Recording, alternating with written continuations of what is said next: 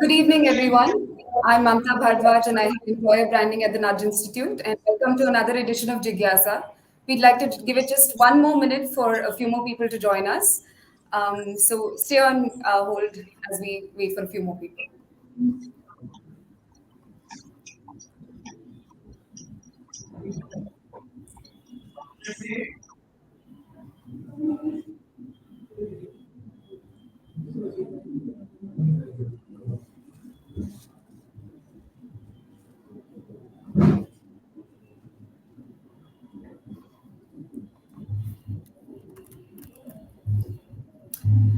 Great. So, welcome to another edition of 𝘺𝗂𝗧, a platform for you to hear from social sector professionals about their experiences solving some of the hardest problems from within the sector.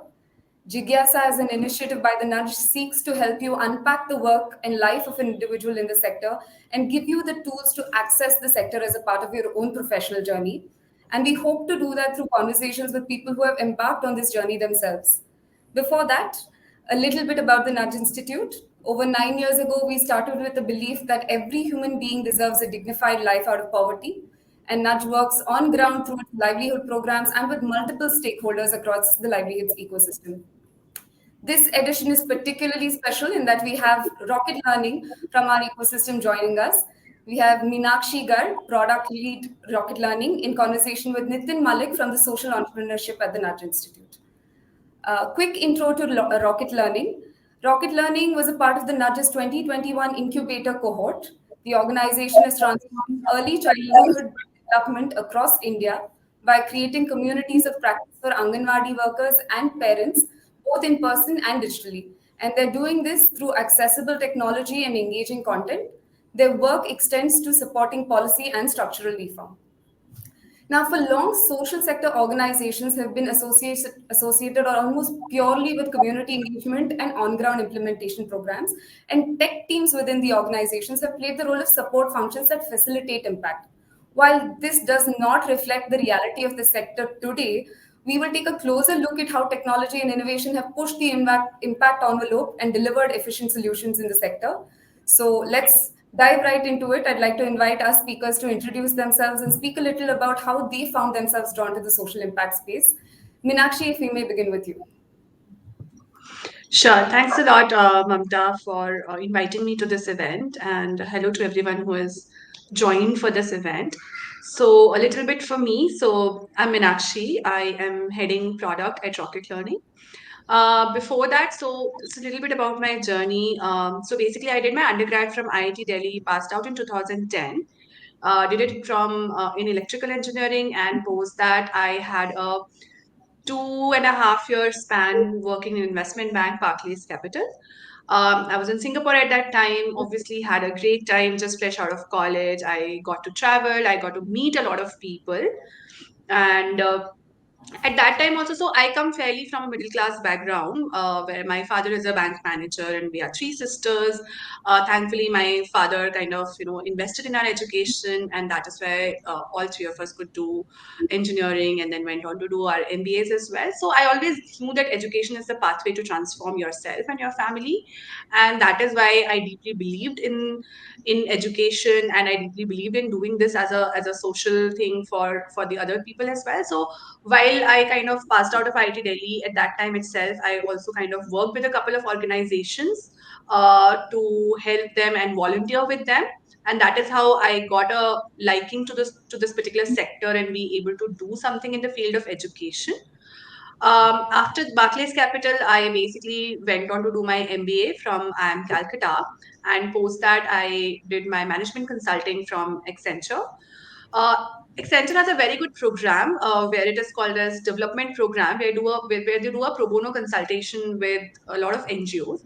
So thankfully, I got to participate in one of those pro bono projects where I was working with a with a World Bank project where we were working on the on the sustainable development goals at that time, and how we can kind of implement them, and the role that technology can play in implementing SDGs and achieving the SDG goals. So that was my first like at scale exposure to what tech can do in this particular sector, and that is how I got very interested in pursuing this. And then I joined a non-profit organization called 𝘲𝗲𝗃, which is based out of Mumbai, and there I was working in their strategic philanthropy team, where I was fortunate to work with a lot of individual and corporate philanthropists. And basically there I understood the challenges of the sector more deeply, in terms of what are the challenges that the funders face in terms of whether when they want to give away money but they're not able to give away the money because they're not sure of the impact, they're not sure of the model, and also the non-profits sometimes struggle to communicate all of this to the funders, right? So, and also on the side of the non-profits, where there's not that much of trust, the funders ask a lot of information, they expect quick impact, uh, not realizing the realities and the hard truths of the ground.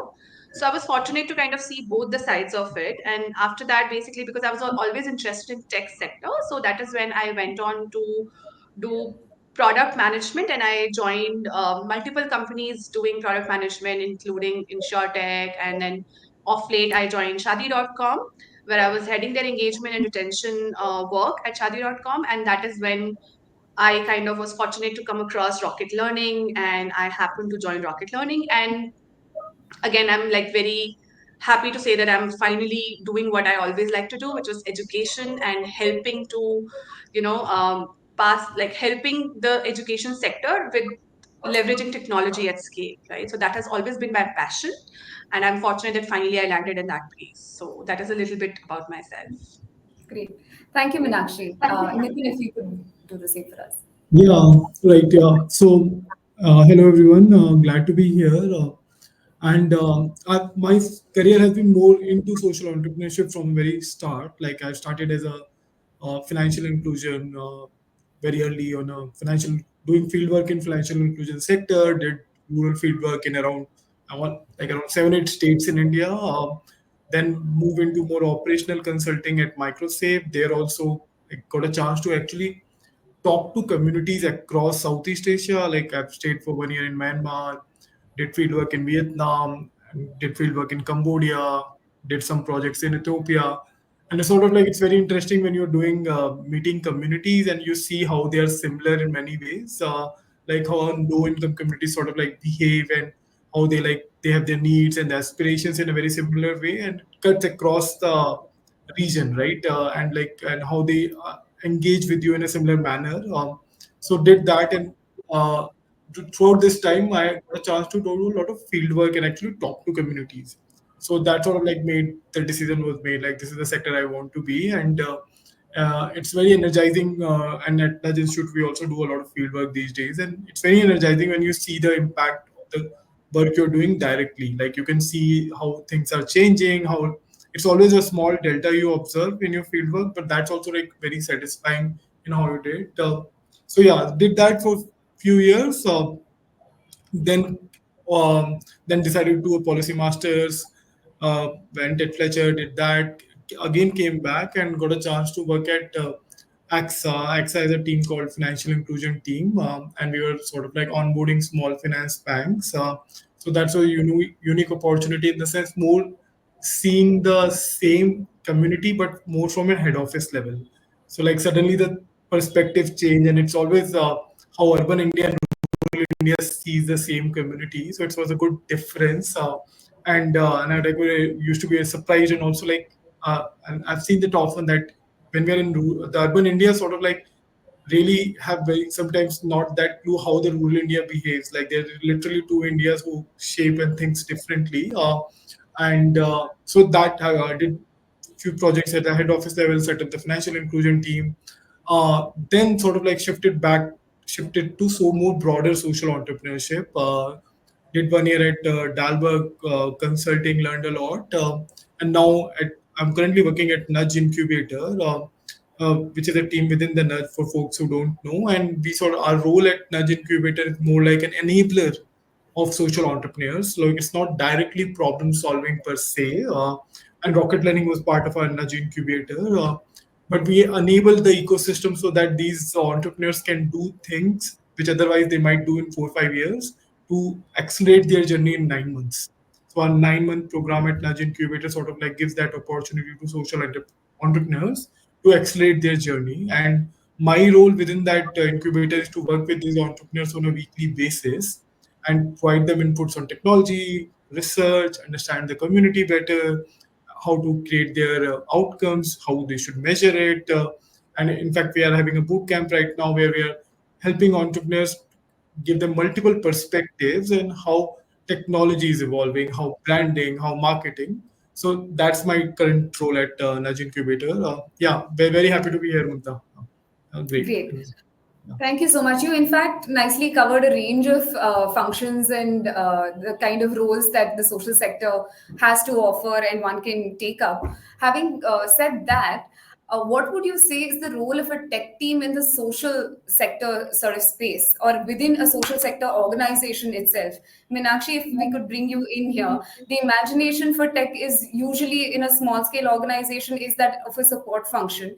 But with things changing and technology really coming to the forefront now in terms of developing solutions for larger communities, what would you say the role of a tech team is within a social sector organization? Right. So I would say, like, as you rightly mentioned, right, initially it was envisaged that the nonprofit sector is all about the field work, doing in-depth work while you are working with the community. But I think with India's problems being so vast and our development goals being so ambitious, I think if we have to do something at scale, then I think technology has to play a wider role as it does in the for-profit sector as well, right? So I would say now the role that technology plays in this sector is pretty much anything that it would play in the for-profit sector, right? So if you take the example of education, where Rocket Learning operates, right?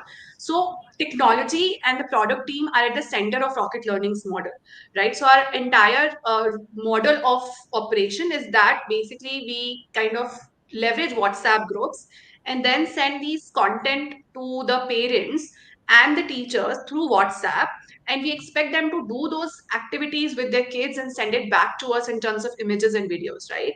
So that is our core model. And then the technologies that our tech team and the product team uses, right, they are pretty much like, so we have our in-house learning management system which our content team uses to upload their videos.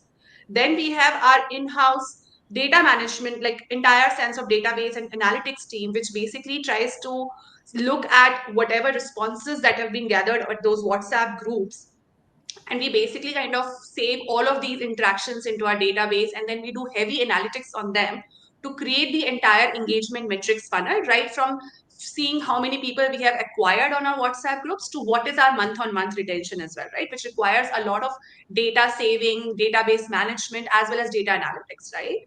Then we also have an automated system to basically schedule all of that content automatically on the WhatsApp groups. And now we are leveraging AI to basically do a lot of personalization into our learning journey for our kids, as well as nudging them towards engagement using behavioral nudges, which are very personalized to how they would respond to a particular nudge, right? So basically, what I'm trying to say is that technology can play a role in pretty much pretty much it actually plays a very crucial role if you want to build a very successful model at scale in this particular sector, be it in education, be it in health, be it in financial inclusion, or anything else. Right. I hope that Thank answers you. your question. Great. Yeah, that does, Meenakshi. In fact, I'd like to bring Nitin here because scale is something we focus on at the Nudge as well. And Nitin, in within your the way you're located in the organization, you do work with a variety of thematics when you work with different startups. So, what are your views on how tech has a role to play in a social sector organization across different themes? Right. Yeah. So one of the two ways we see tech is one is like the efficiency enablement part, which is like very often used, and that's where we are also see a lot of changes. And the second part is more direct customer interaction, which Meenakshi just mentioned. So I'll just talk about the first part, the enablement piece in the organization.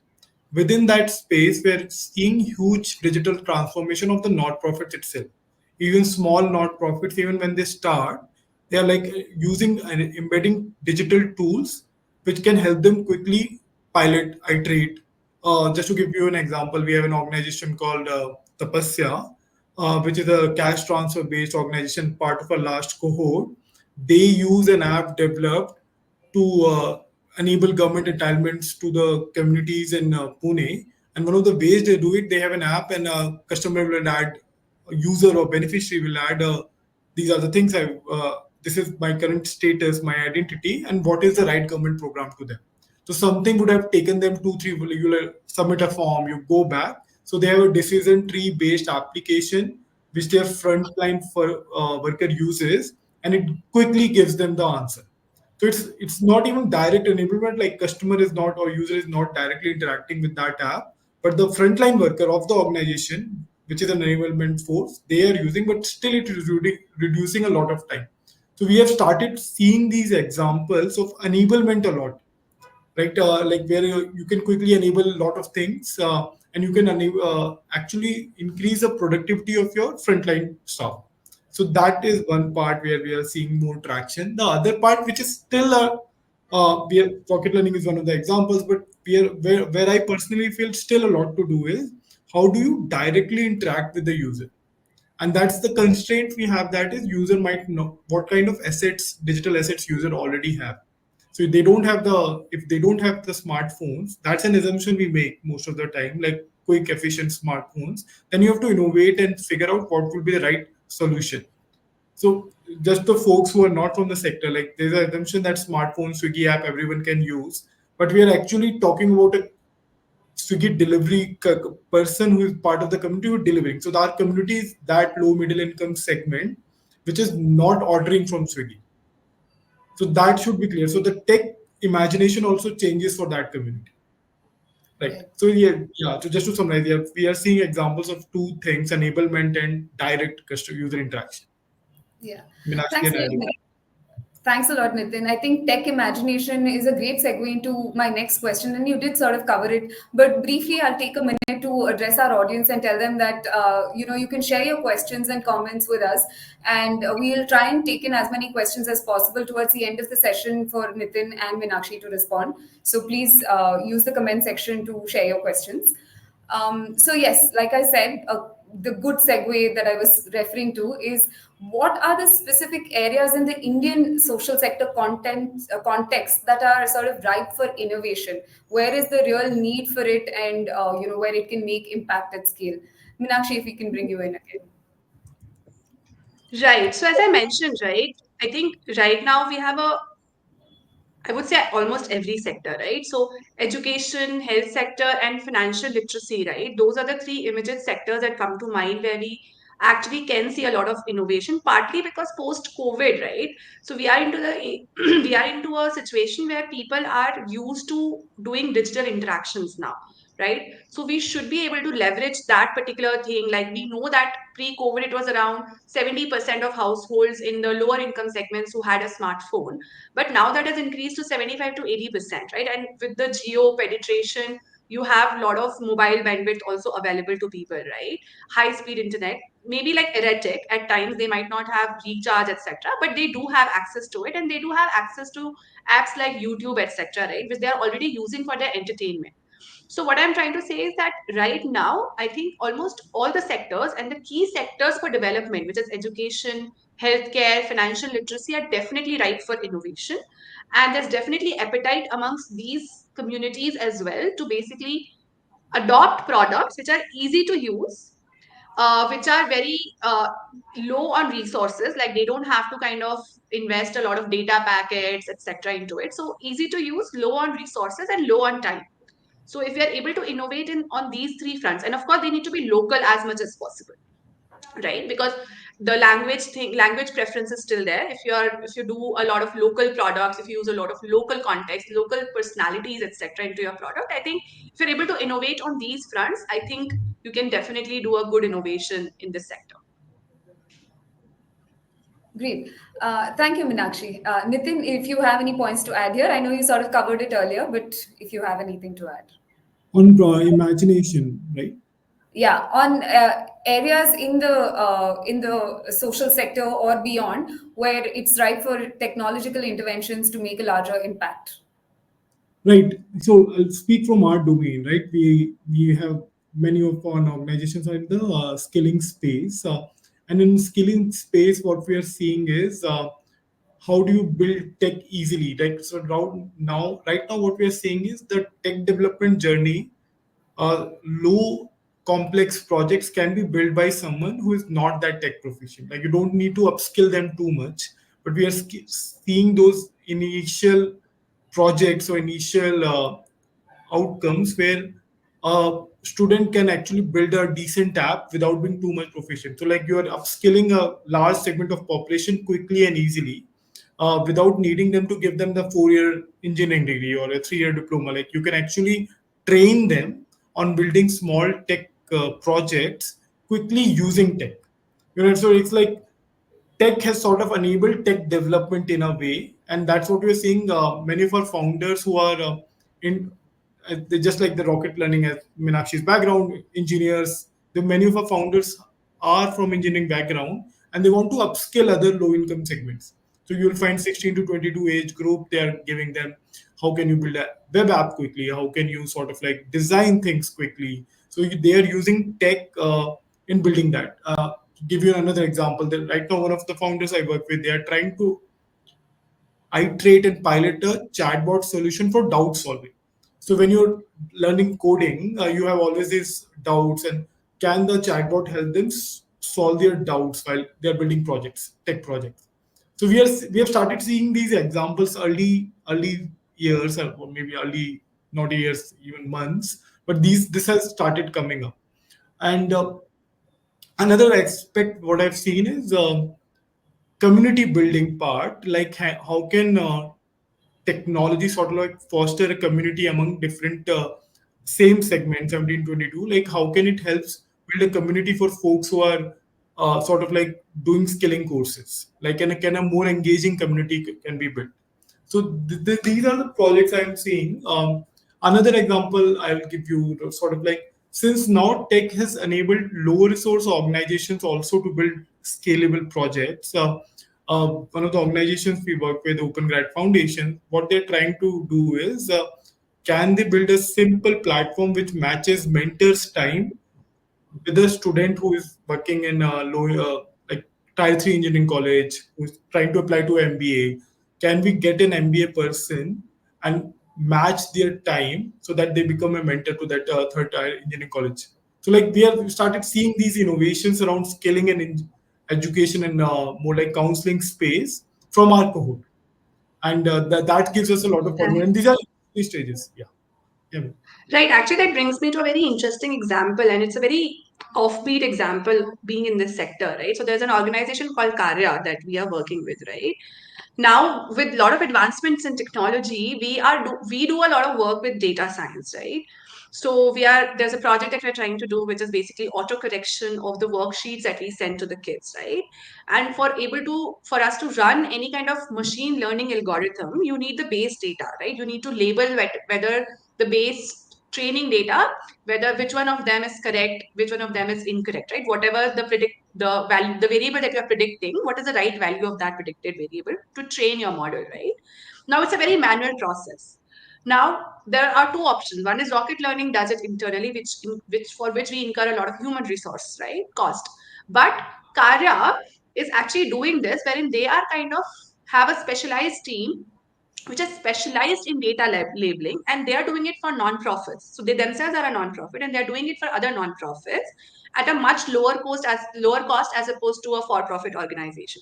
So we are also seeing like innovations like these also, like innovations like 𝘁𝗃𝗃, right, which is a very niche thing, but they are also kind of helping organizations who are trying to do advanced things in machine learning and artificial intelligence, right? So this is the level of innovation that we're actually doing in this sector in terms of leveraging technology. Right. Thank you so much, Nitin and Meenakshi, for throwing light on the kinds of opportunities that the landscape sort of offers. Having covered that, we'd like to get a little bit into what it takes to be a part of the sector for an individual who's interested in tech, who's interested in the social sector, but has to sort of navigate that space of marrying the two and finding their professional journey within that. So, if you could tell us a little about what kind of educational, professional backgrounds are better suited or are poised for success in the social sector when it comes to technology and innovation. Right. In my experience, I think see, it is not about any special skills that you need, right? You need to be just good at what your role is in the social sector. So if you're being hired as a data scientist, if you're being hired as a software development, if you're being hired as a front end, back end person, you should just know your stuff and you should be able to do it very diligently, right? I think one of the myth that I want to break over here is that often people treat their non-profit stint as a career break, or there's a time when, it is a when I can just relax a little bit and I can do something on the side, or I can just take a break from my career and then I'll return to the mainstream career. So I think that is the myth that I really want to break, because this sector is now poised for very quick innovation and a very quick need for impact and to deliver. And these are very hard problems, right? They're very hard problems and they're very low resource, or it's a low cost environment. You don't have a lot of resources available in terms of human resource, in terms of technical expertise, in terms of the money itself, right? And these are the problems that have never been solved at scale, so they're really difficult problems. There are no precedents to it. So which is why you should not treat it as a career break or something to be taken light. You need to be really sincere and diligent, and you need to be actually good at what you're hired to be doing. That is, I think, the only requirement for you to be successful in the sector. Great. Thanks, Meenakshi. And I'd also like to expand this discussion a little bit to the kind of soft skills and personality traits that the social sector sort of encourages and is sort of required for you to be working with a certain level of empathy and intent. So Nitin, if I could bring you in here in terms of the, if not prerequisites, the kind of personality traits and soft skills that would best be suited for working in the social sector. Right. Yeah. Means I can speak from the experience I'm working with founders and what I like always inherently find. One thing is, and this is very similar to the folks I work at Nudge also, like the impact orientation is pretty clear. Like you can never, I've never seen a founder so far at working at Nudge, or like they are very clear that they are doing this because this is what they want to do. That they are very clear that the impact they want to do. They have done some work and they have built some muscle around understanding the field. So they are not just like thinking or reading about it. Like they have some experience of how impact organizations work, or they have done some volunteering work in their college, or they have some sense of how this sector operates. So that impact first mindset, maybe what we call, is there. Like that I have seen, and that is always whenever you do an interview, like we interview the founders also during our incubator outreach, that it's very hard to fake that. Like it comes out in that orientation, and people know, like when you are, and that's why those kind of folks also actually go to these organizations. They will search at social enterprises, social innovation. So that impact first mindset is first. And something very similar to this is empathy, right, for the community. And I think that also comes across, it's very connected to the impact first mindset, like to understand, like as you say, like it's just a throw of dice because you are in this situation and that person is on that side. It's a more of a privilege that we are here, and understanding that if things would have been different, would have been the beneficiary and I would have been the participant. So that understanding of empathy towards the community is, I think, also a prerequisite. And these both empathy and impact first mindset sort of like comes out very clearly when we are actually interviewing someone, when we are talking to a founder. It's very hard to fake. Like I've not seen many examples if people can fake that. So this is there. Another quality I've seen in founders I work with is a inherent curiosity about problems. Like they're very curious, like what can work, and what, because this sector, as I think Meenakshi also alluded, like these problems are hard problems, right? So you have to come at these problems from different sides. It's like, for example, I worked in insurance sales. Like you have a pitch and you do the sales, and it's very clear how the customer, and you have to just do it repeatedly and execute it. Here you have to also think and execute at the same time. Like there's no standard sets of SOPs that you can just execute, but you're also thinking and changing and executing at the same time. So there's a level of curiosity you need to have inherently in yourself when you're thinking about this sector. Like maybe you have read something about this sector, maybe you have interacted with folks. So that builds that curiosity, right? You have examples of different, something which might have worked in Vietnam might be tweaked and can work in India, or something which is working in Ethiopia might work in Kenya, but very similar examples. Uh, For example, take the example of microfinance where I worked with. It was working in Bangladesh. We tweaked it and implemented it in India. And when I was in Myanmar, they were tweaking and they're working and scaling it in Myanmar right that time. So like that curiosity about the models, impact models, how they operate is really, I think, appreciative. And the third, I think, is more like resilience because it's a hard sector. You have to love the sector a lot, and so you might not find if you love the problem and you're curious, that thought might not be enough. You have to like there will be drawbacks, and you have to come back at it again because you care about the problems you're solving. So resilience might be the right word, or like keeping at it might be the right word. So I think, yeah, impact first, curiosity, and resilience. These three comes, but Meenakshi can add. Yes, anything. Right. I think completely agree with you. And just one last thing that I would add to it is basically a feeling of collaboration, which is very important in this sector because you actually have to collaborate not within your team, across teams within your organization and across organizations as well, because it is a hard problem. You are low on resources. You are trying to learn from each other and trying to maximize on impact. That is, I think, a collaboration and collaborative nature with the patience, patient attitude. I think those are the must-have soft skills as well. Yeah, and of course, innovative attitude. So that's given. In fact, collaboration again, Meenakshi, segues into a question that I had for you folks, but we'll quickly respond to that and get into audience questions because we have quite a few coming in and we had some shared earlier as well with us. So if we could quickly touch upon what it takes to build a strong tech team within a social sector organization, if you could just throw your few cents on that. Right. To build a strong tech team in the sector, I think, first of all, like it depends upon what is your model, right? So if your model is like deeply tech enabled, right, where you need to do a rapid iteration and that is your core delivery of your model, then of course you should build a in-house technology team, invest into it with the right leader, and then figure out what all technology expertise that you need, right? What will be the front end, back end, etc. And then basically you should go about it like that. But if you feel that tech is just an enabler to your core model and there are off the shelf things that are available to basically just buy, then you should kind of do that rather than kind of investing it in house probably. But there's always a trade-off to it in terms of how much leverage you can get from the third party, etc. Right? So you should always be mindful of that. But if you are thinking of building a tech team in-house, then I think the first important thing is to have a clear vision in terms what is it that you want your tech team to be, delivering. Like, where do you think that your product should scale by doing this tech innovation? So what is the vision for the tech team, right? What is the key problem that the tech team is trying to solve for, and all their effort should be in that side. I think that clarity to the tech team is very important when you're kind of building that tech team. Great. Thanks. Nitin, I'll ask you to cover this along with a question that we had come in earlier as part of the audience questions.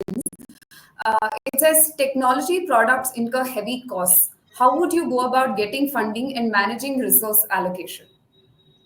Right. So if you're a non-profit organization, speaking from that perspective, right now we have a sort of like an ecosystem is developing in developing tech also. Like the funders have sort of like broadened their mindset now that you will find resources that you actually approach for a tech-based funding. So you will see these examples. Like if you have a specific project in mind and if you believe that tech project will lead to a significant impact, and the funders are willing to open to mindset. Take example of 𝘄𝗆 our funding. If any social enterprise is applying to us, they can actually use the money to actually fund their tech projects. So there's an openness among funders to fund the tech projects only. We're not talking about impact, nothing else, like building the tech part within the ecosystem. Then there's the funding. Then other part which is there is now we have few organizations like JP Morgan, whose application is right now open, JP Morgan Force for Good, who will build projects for you. So these private sector organizations will donate their tech skills to building projects for you. So they will take the full opportunity, build the tech project, build their folks out. So this is the other way. Like you're not getting the in cash funding, but you can use the kind resources of many organizations in the ecosystem to build out your tech project. And these examples are failed. Like this has been happening for 3-4 years, what I have seen, and we have some significant projects built out using these resources. Great. So Meenakshi, we have the next question for you. It says artificial intelligence and generative AI are at the forefront of innovation right now. What is the scope of AI in the sector, and are there career opportunities specifically in the social sector?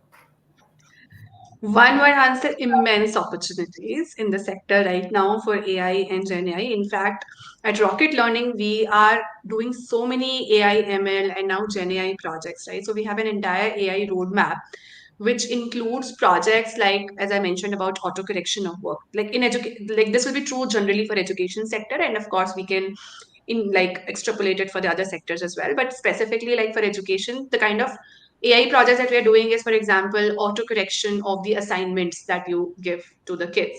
So that is one thing, right? The second is the entire personalization bit, right? So how do you personalize your content delivery to the kid basis the level that he is at in that learning objective, right? So that requires you to churn a huge amount of data to be able to predict what is the current level of the kid, and then accordingly, give or recommend the right content piece which is at the right difficulty level for that kid. So personalization of the learning journey, as well as personalization of the engagement nudges that you kind of send to that person, right?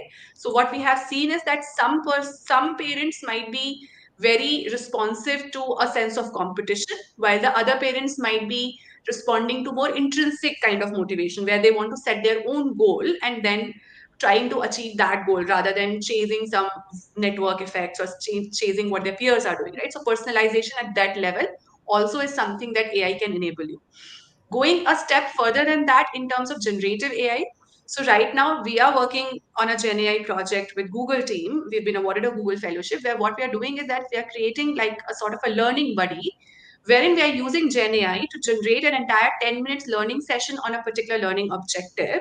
So we are kind of using the Gen AI or LLMs to basically generate a story to basically be able to teach that particular concept to the kid in the 10-minute session, do a Q&A with him, like a conversation with him, and also generate on the fly games and interactive elements in that particular learning journey, right? So the games could be like simple pop the balloon kind of the games, or and other interactive components could be like generating multiple choice questions or generating a Q&A, a conversation, etc., right?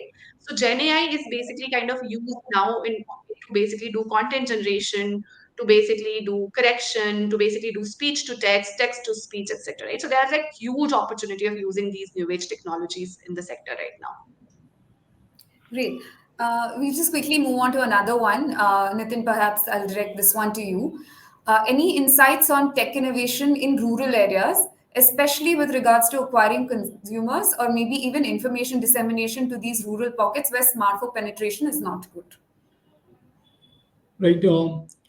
Any insights I can say, like, and one of the, I think, in the rural areas, one of the key domain which comes is like disseminating agriculture information to agriculture farmers. Like, can they use that information? But I'll tell you the challenge here. Like, people have figured out you can disseminate information to farmers, for example, but how does information lead to adoption? That's still a tough nut to crack. Like, we haven't seen many examples of people actually adopting dissemination, and that's why this sector is so exciting right now. With the changes, what Meenakshi is saying, like Gen AI changing, maybe the previous models where they're sending on WhatsApp didn't have the capacity to actually voice changes or make it change through the language or do that, but now that is possible. So we have moved the curve of sending the information, but does that information actually leading to behavioral change in farmers or rural communities? That's a segment, it's a gray area. Like, we haven't seen many scalable examples, but with new changes in Gen AI and in general AI, can we cross that Rubicon now? Can we see more adoption? Can we have, rather than text nudges, can we have video nudges to these farmers? Like, can we create, for example, can we create small videos which are easy to create, cartoon videos, sort of like, which gives them information, which motivates them. And we have like we in our portfolio also, we keep discussing these things. How do you incentivize, motivate communities to adopt it? And communities will take their own decision, right? Like, we have to cross their benchmarks actually. Like, they have a hard benchmark. Like, we are not speaking the right way, we are not delivering the right value. So it's like, it's a gray area right now, but there's a lot of potential to figure out what will work here. Great. Can I just add that I would say that right now the problem is not smartphone penetration. We do have smartphone penetration. But the problem is basically the digital literacy for them to be able to understand that information and adopt it, as Nitin was saying, right? And in that, I think there's a lot of tech innovation to be done, right? So, for example, this entire gamut of speech to text and then transcribing it in all the local dialects, which is now possible through different tools like ChatGPT, Bhashni, etc. Right? So that will open a lot of opportunities for you to deliver it in the right context. Right? It can even personalize it to a person who's in Mumbai. It will say that, oh, today in Mumbai it's very hot, it's raining, so build a personal connect with that person and then give him that information. Right? So that is a good kind of a possibility right now that we can do in terms of these areas. And also like you can create like on the fly chatbots which can help them in doing like all the conversations and resolve their doubts on the go, etc. Right? So these are the opportunities and innovation that you can do with this particular segment. But I think, yeah, digital literacy is still a little bit of barrier which we can kind of now, which we are trying to overcome now. Great. Moving on to another question in the interest of time. For a new startup, what are some key ways one can leverage technology to maximize social impact while also ensuring scalability and sustainability?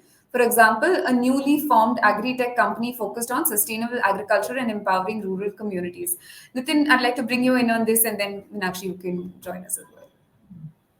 Right. What are the key ways on manual technology while also ensuring scalability and, for example, a new right? Yeah. So for a new startup, especially like I would like to understand how the startup is actually operating in that area, right? Is it startup like working with communities already? So they have a and we had a session with Meenakshi recently, just now for our boot camp. We talked about before even go to technology, you have to really understand the consumer behavior. So the rules are same. Rules are not changing. Like even before you go to technology, how is your deep understanding of consumer behavior, how the consumer behavior, how the consumer operates? Is it valuable to the customer? And then technology can be a tool to sort of like deliver that value, and you can iterate on it. So first of all, like if your clarity on the consumer behavior, the processes, the community understanding, if that is clear, then you can actually figure out tools to deliver that value. That part is, I think, much easier. And also like one of my friend who keeps saying this is right.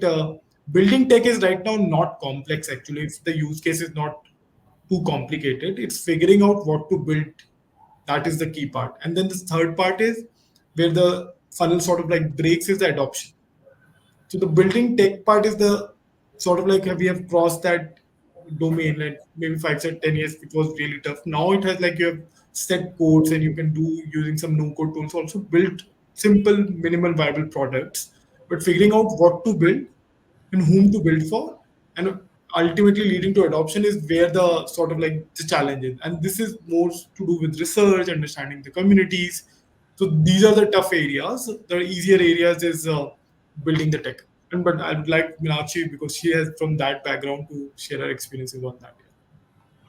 No, I think what you said, Nitin, completely makes sense. I think right. Like even with rocket learning, it's said that 2/3 of our time still goes in actually kind of discussing the customers, discussing the segment, what are the motivations for them, what are the different personas for them, what are the problem areas, what is it in the product that is there for them, right? So we actually do a lot of user research, understanding a lot of users.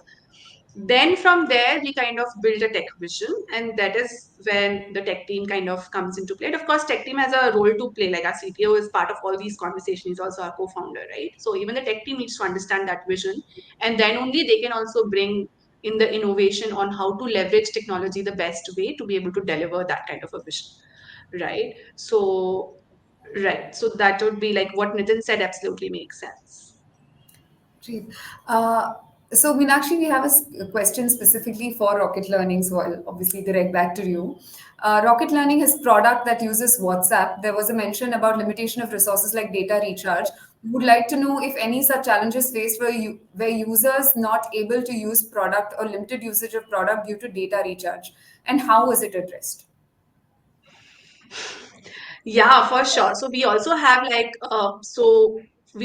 certain parents who basically suddenly stop interacting on our product for like 2-3 weeks or a couple of months together, and then when we kind of talk to them, they said ki, oh, my data pack got expired and then I forgot to recharge, or I didn't have the money to recharge, etc. Right? So that definitely happens, and there is no direct way to kind of tackle this. What we basically do in that particular scenario is basically we just talk to them and we kind of we kind of tell them कि मतलब we tell them that now that you have the data pack back, would you like to join our groups back? And then we send them a link to join the groups, and we do it not just in a manual calling way, but we also do it in an automated way, where periodically we kind of track the users who are leaving our groups or who have stopped interacting with us, and we try to send them periodic messages on WhatsApp, giving them links to join back our WhatsApp groups or start interacting with us again. So we try to kind of nudge them to come back to the group as much as possible. Great. But We have monetarily, another. etc., we can't do much to kind of help them with their recharges, etc. Right, of course. So just moving on to another one, and before I open it up for your concluding comments, how important do you feel is open source tools and platforms for tech in this space, as opposed to being partnered with corporates with patented technologies? Uh, I would like to open it up for either of you to take it up. Meenakshi, would you like I to? think we should use the open source tools and platforms as much as possible, especially if they're built in India. Like, for example, tools like Bhashini for you doing the translation into various languages, they're very much like created for the Indian audience, for the Indian dialects, etc. And it works beautifully, right? So I think if you should definitely evaluate these open source tools and platforms if they kind of fit into your use case, and they will also be low tech. So the only challenge that happens is basically that if you need any kind of customization on top of it because of your product model, then that becomes a problem, right? So in case the off-the-shelf model does not work for you, or you need like some partner to brainstorm with you or evolve the product with you, that is when you go to the corporates with patented technologies. But otherwise, as much as possible, we should definitely use the open source tools and platforms. Yeah, I Great. mean, just like to add, like similar, like I think 80/20 principle applies here. Most of the 80% use cases you can actually use through open source, low code, Yeah. and that we have seen. Like you don't need to actually go to the patented technology level. You can quickly iterate, and now the development cycle has also reduced.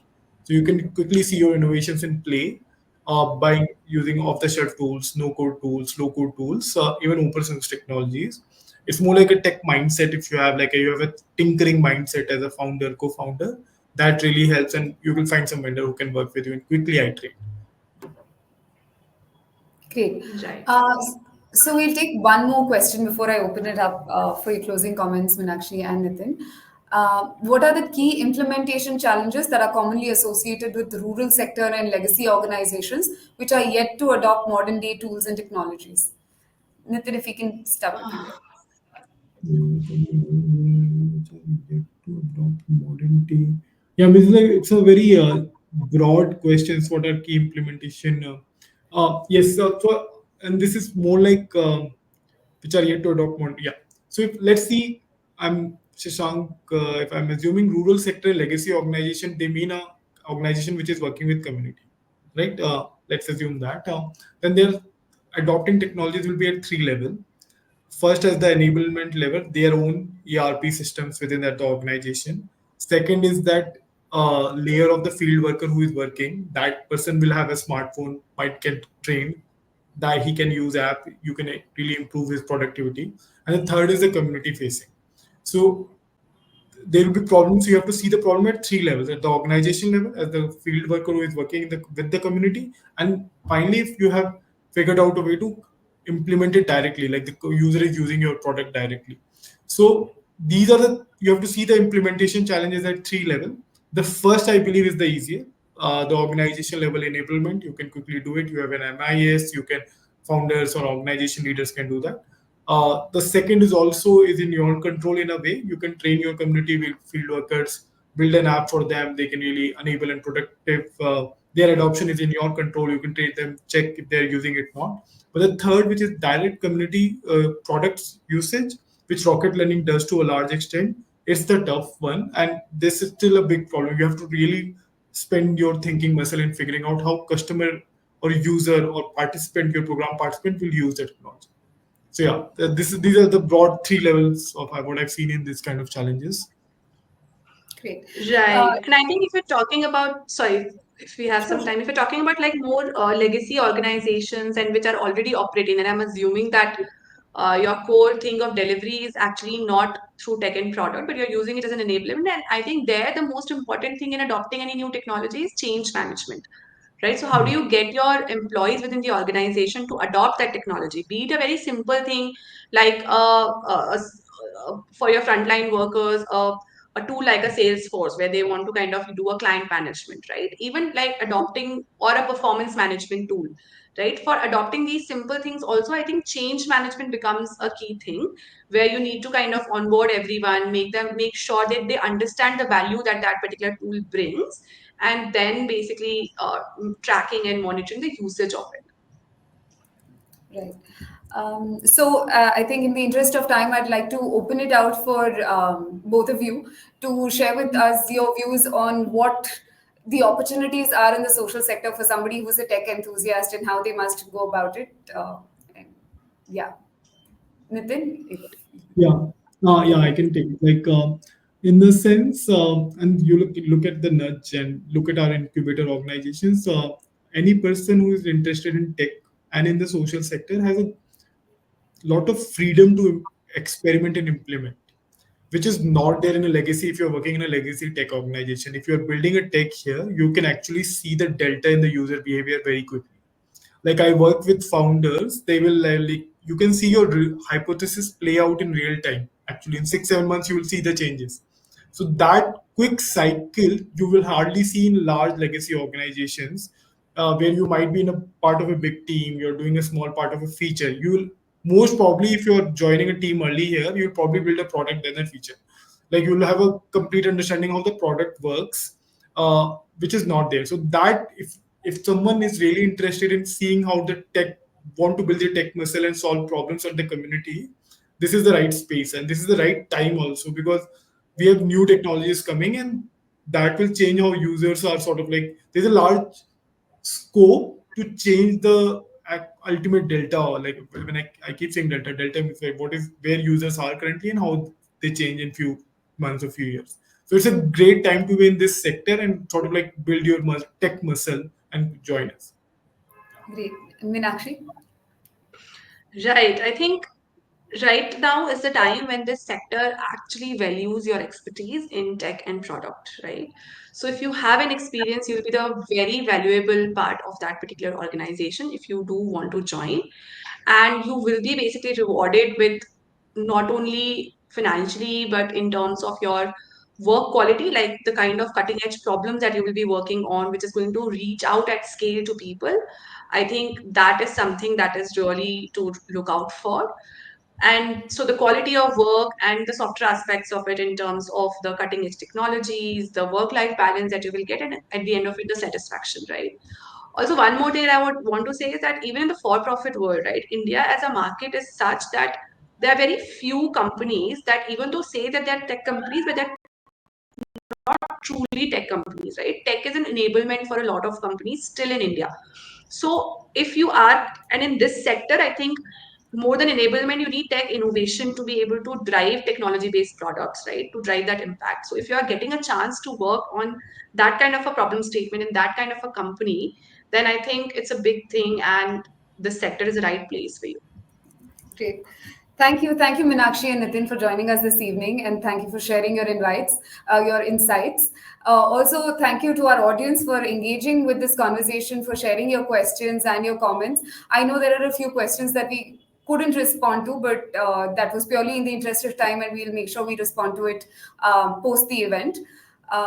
Yes, thank you once again for joining us. And we do encourage you to explore opportunities in the social sector, which is currently expanding rather rapidly. And check out opportunities for yourself and your professional journey on our website as well.